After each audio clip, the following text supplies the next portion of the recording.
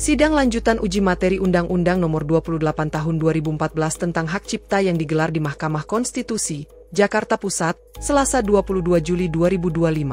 Di hadapan majelis hakim, Semi dengan gamblang mengungkapkan keresahan yang selama ini ia rasakan sebagai seorang musisi profesional. Ia merasa polemik hak cipta terkait pembawaan lagu telah menciptakan ketidakpastian hukum yang membuatnya merasa tidak aman dalam bekerja. Namun saya secara pribadi telah mengalami bentuk ketidakpastian hukum yang sangat meresahkan dan membuat tidak nyaman. Yang membuat saya kehilangan rasa aman dalam menjalankan profesi saya sebagai penyanyi. Jauh sebelum ada masalah ini berlangsung, pada awal perjalanan saya sebagai penyanyi solo, setelah saya dikeluarkan secara sepihak dan tidak lagi menjadi bagian dari grup band musik Krispati, saya pernah dilarang secara lisan untuk menyanyikan lagu-lagu Krispati, kecuali jika saya membayar 5 juta per lagu. Larangan ini disampaikan oleh pihak band Krispati yang saya duga kuat dilakukan atas permintaan Saudara Badai sebagai pencipta utama lagu-lagu tersebut. Situasi ini semakin rumit ketika Saudara Badai sendiri keluar dari band Krispati. Setelah tidak lagi menjadi bagian dari grup, Saudara Badai justru melayangkan somasi kepada band Krispati. Dan secara terbuka melalui media sosial dan pemberitaan nasional menyatakan larangan terhadap Krispati dan juga saya secara pribadi untuk menyanyikan lagu-lagu ciptaannya. Larangan ini tidak hanya disampaikan secara informal tetapi kemudian ditindaklanjuti melalui pertemuan langsung di mana Badai menyodorkan draft perjanjian tertulis kepada manajemen saya dan kepada pihak band Krispati. Inti dari perjanjian tersebut adalah bahwa apabila saya atau Krispati ingin menyanyikan lagu-lagu tersebut, maka masing-masing diwajibkan untuk membayar kontribusi sebesar 10% dari honorarium atau pendapatan off-air yang diperoleh dari pertunjukan yang membawakan lagu-lagu tersebut. Hal ini menunjukkan bahwa tafsir mengenai adanya kewenangan untuk melarang orang lain, termasuk saya pihak yang punya jasa turut membesarkan dan mempopulerkan lagu, berasal dari Saudara Badai sendiri. Dan bukan merupakan kesepakatan kolektif ataupun hasil mekanisme hukum yang pasti. Jujur saya secara pribadi tidak pernah menyetujui ketentuan tersebut dan memilih untuk tidak menindaklanjutinya. Karena saya meyakini dan sangat yakin bahwa posisi saya sebagai pelaku pertunjukan yang sejak awal mempunyai jasa dan telah membesarkan dan merekam lagu-lagu tersebut secara sah, tidak seharusnya diperlakukan seolah-olah tidak memiliki hubungan hukum atau kontribusi apapun terhadap karya-karya tersebut. Padahal yang mulia majelis hakim yang terhormat, suara saya adalah versi yang masih digunakan dan diperdengarkan di berbagai platform, radio, mall, swalayan, hingga hari ini. Saya adalah bagian dari rekaman asli yang membuat lagu-lagu tersebut dikenal dan dicintai masyarakat. Saya memahami bahwa dalam praktiknya untuk membawakan suatu lagu dalam suatu pertunjukan tidak diperlukan izin langsung dari pencipta, karena royalti atas pertunjukan tersebut akan dibayarkan oleh penyelenggara kepada lembaga manajemen kolektif nasional sesuai mekanisme yang telah diatur dalam ketentuan perundang-undangan yang berlaku.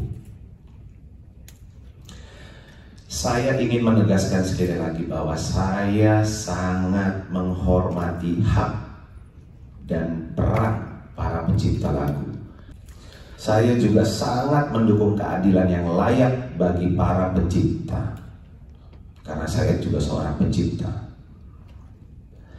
Namun polemik ini telah bergeser dari ruang keadilan menuju dominasi sepihak, di mana pelaku pertunjukan atau seorang penyanyi seperti saya yang secara sah berkontribusi membesarkan lagu justru bisa dilarang atau bisa dibatasi secara sewenang-wenang oleh pihak yang merasa memiliki hak atas lagu tersebut.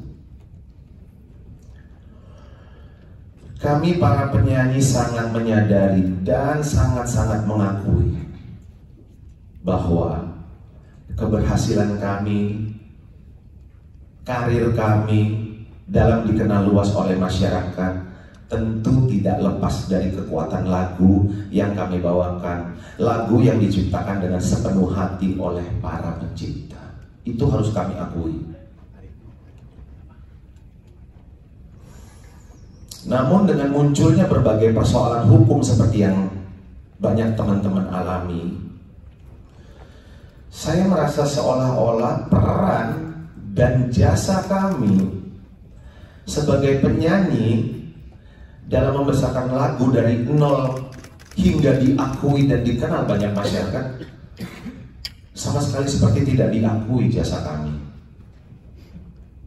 Lagu yang kami hidupkan melalui suara, emosi, kini menjadi sumber ancaman hukum. Seolah-olah kontribusi kami tidak pernah ada. Padahal tanpa kami yang menyanyikan dan mempopulerkannya, lagu-lagu itu mungkin tidak akan pernah mencapai hati publik sebagaimana yang terjadi hari ini. Jangan berpendapat, itu kan kesimpulan saudara. Kalau saksian yang dialami. Iya. Bisa saya teruskan yang mulia? Bisa, ada waktunya tinggal 2 menit. Saya tidak bisa membayangkan sebagai orang yang turut membesarkan grup musik dan karya-karyanya, saya justru dilarang membawakan lagu-lagu tersebut karena kesenjangan atau permasalahan pribadi antar perorangan. Permasalahan ini kemudian digiring ke ruang publik, di mana pihak-pihak tertentu menggaungkan bahwa untuk membawakan dan mempertunjukkan lagu harus ada izin langsung dari pencipta. Hal ini tentunya sangat tidak adil, terutama bagi pelaku pertunjukan di seluruh Indonesia yang bahkan tidak memiliki hubungan atau akses langsung terhadap pencipta lagu tersebut.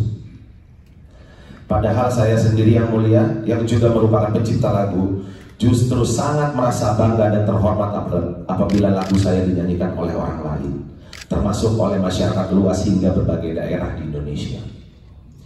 Masalah pribadi di antara individu-individu yang sebelumnya bekerja sama dalam satu karya telah berubah menjadi kekacauan struktural dalam ekosistem musik.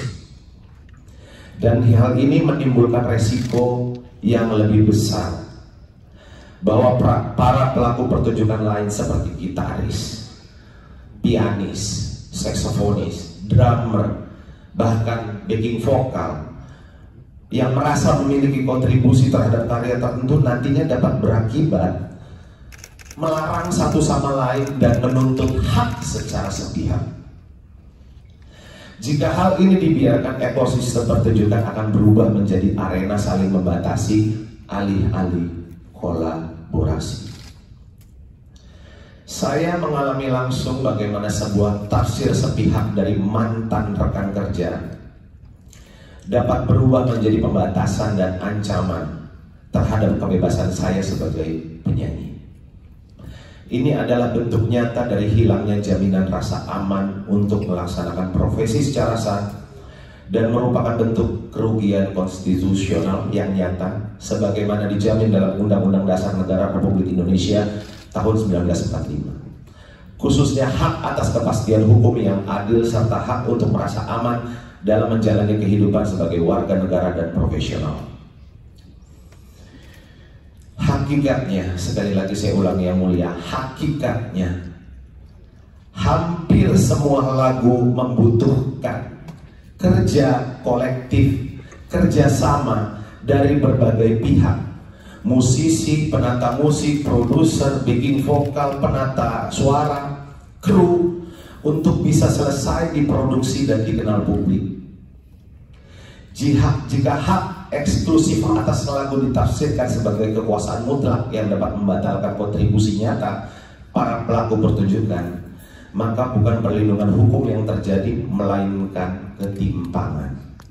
Saya berharap Mahkamah Konstitusi berkenan memberikan penafsiran konstitusional yang menjamin kami para penyanyi, pelaku pertunjukan dalam kepastian hukum dan perlindungan yang adil, serta menyeimbangkan antara hak pencipta dan hak-hak pelaku yang lain yang telah berjasa dalam menghidupkan karya tersebut. Demikian pernyataan ini saya buat dengan sebenar-benarnya untuk digunakan sebagaimana mestinya dalam persidangan di Mahkamah Konstitusi Republik Indonesia. Hormat saya, Hendra Samuel Simorangkir. Terima kasih. Baik, silakan kembali ke tempat. Lanjut saksi satu lagi, Ibu Lestiani.